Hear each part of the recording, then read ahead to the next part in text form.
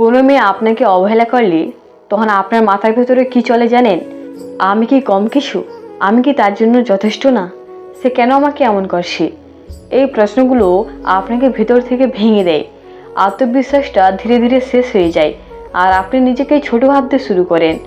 কিন্তু আজ আমি আপনাকে এমন 2টি কাজ বলবো যেগুলো আপনি করলে শুধু ওই মেয়েটা না, আপনার লাইফটাই বদলে যাবে।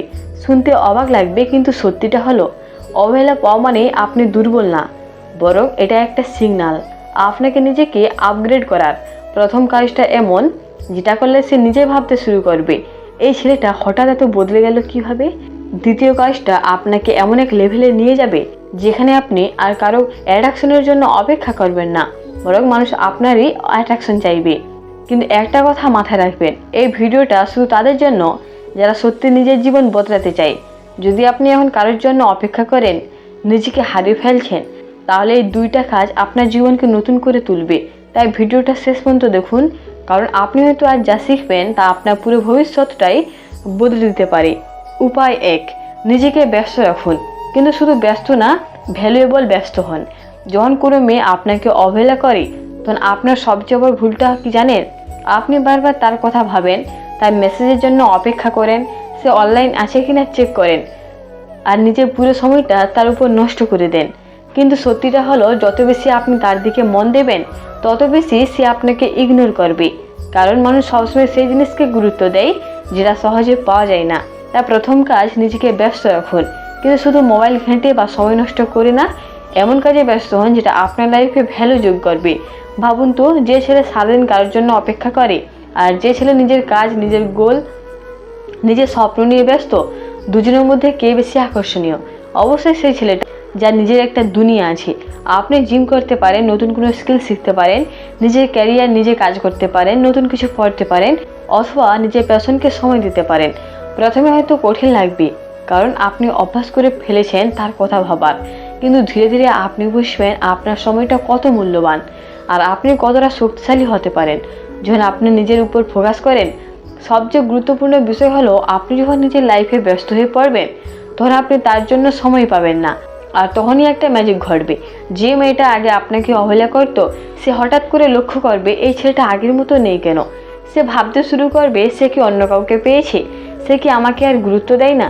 আর ঠিক তখনই আপনার ভ্যালু তার চোখে বাড়তে শুরু করবে। কিন্তু মনে রাখবেন, এটা তাকে দেখানোর জন্য না, এটা আপনার নিজের জন্য। কারণ দিনের শেষে যে মানুষটা আপনার সাথে সারা জীবন থাকবে সে হলো আপনি নিজেই। তাই নিজের সময়, নিজের এনার্জি কাউকে প্রুভ করার জন্য নয়, নিজেকে উন্নত করার জন্য ব্যবহার করুন।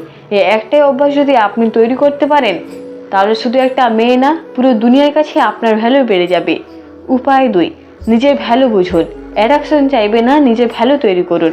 কোনো মেয়ে যখন আপনাকে অবহেলা করে তখন আপনার ভেতরে একটা জিনিস খুব জোর কাজ করে, সে আপনাকে কেন গুরুত্ব দিচ্ছে না। আর এখানে আপনি সবচেয়ে বড় ভুলটা করেন, আপনি তার অ্যাট্রাকশন পাওয়ার জন্য চেষ্টা করতে থাকেন, বারবার মেসেজ দেন, নিজেকে এক্সপ্লেন করেন, নিজেকে প্রমাণ করতে চান। কিন্তু বাস্তবতা হলো, যে অ্যাট্রাকশন আপনি জয় করে নিতে চান সেটা কখনোই আসল সম্মান বা ভালোবাসা নয়, বরং এতে আপনার ভ্যালু তার চোখে আরও কমে যায়। কারণ মানুষ কখনোই সেই জিনিসকে গুরুত্ব দেয় না যেটা খুব সহজে পেয়ে যায় আর যেটা সবসময় অ্যাভেলেবেল থাকে। তাই দ্বিতীয় কাজ, নিজের ভ্যালু বুঝুন এবং সেটাকে বাড়ান। নিজেকে একটা প্রশ্ন করুন, আমি আসলে কি অফার করছি? আপনার কি নিজের কোনো লক্ষ্য আছে? আপনার কি নিজের কোনো স্কিল আছে? আপনি কি নিজের জীবনে কিছু বড় করতে কাজ করছেন? যদি না করেন তাহলে আজ থেকে শুরু করুন। কারণ যখন আপনি নিজের উপর কাজ করবেন, নিজেকে প্রতিদিন একটু একটু করে উন্নত করবেন, তখন আপনার ভ্যালু এমনিতেই বাড়তে থাকবে। আপনি যখন কারো কাছে অ্যাটেনশন চান তখন আপনি নিজের মান কমিয়ে দেন, কিন্তু যখন আপনি নিজের ভ্যালু তৈরি করেন তখন মানুষ আপনাকে গুরুত্ব দিতে বাধ্য হয়। আরেকটা বড় সত্যি হলো, যে মেয়েটা আজ আপনাকে অবহেলা করছে সে তখনই আপনার দিকে তাকাবে যখন সে বুঝবে আপনি আর আগের মতো অ্যাভেলেবেল নেই। যখন সে দেখবে আপনি নিজের একটা লাইফ আছে, নিজের কনফিডেন্স আছে, নিজের একটা আইডেন্টিটি আছে, তখনই তার মাইন্ড টেস্ট বদলাতে শুরু করবে।